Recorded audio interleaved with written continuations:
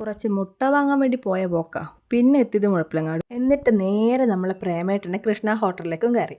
എന്താണെന്നല്ലേ, ഉദ്ദേശം വേറൊന്നുമല്ല, പൊറോട്ടയും ബീഫും. ഞാൻ പോയ സമയത്ത് അവിടുത്തെ ചേച്ചി അടുക്കളയിൽ കുറച്ച് തിരക്കിട്ട ജോലിയിലായിരുന്നേ. ഉച്ചസമയം ആവാനായതുകൊണ്ട് ചിലപ്പോൾ ഊണിൻ്റെ തിരക്കായിരിക്കും. അതൊക്കെ പോട്ടെ, എന്താ നമ്മൾ ഐറ്റം എത്തിയിട്ടുണ്ട്. നല്ല ചൂട് ബീഫ്, നല്ല ആവി പറക്കുന്നുണ്ടായിരുന്നേ.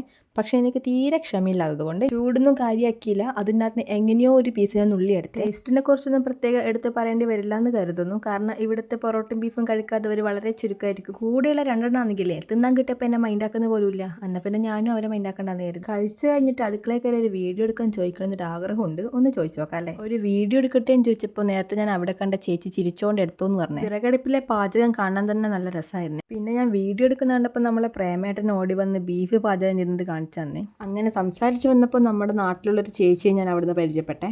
പിന്നെ പ്രേമേട്ടനോടും അവിടെയുള്ള ബാക്കി ചേച്ചിമാരോട് കുറച്ച് വിശേഷങ്ങളൊക്കെ പറഞ്ഞ് അവരെ കൂടെ ഒരു വീഡിയോ എടുത്ത് ഞാനിങ്ങ് ഇറങ്ങി വന്നു. അപ്പോൾ ഇന്നത്തേക്ക് ഇത്രയേ ഉള്ളൂ. ടാറ്റാ.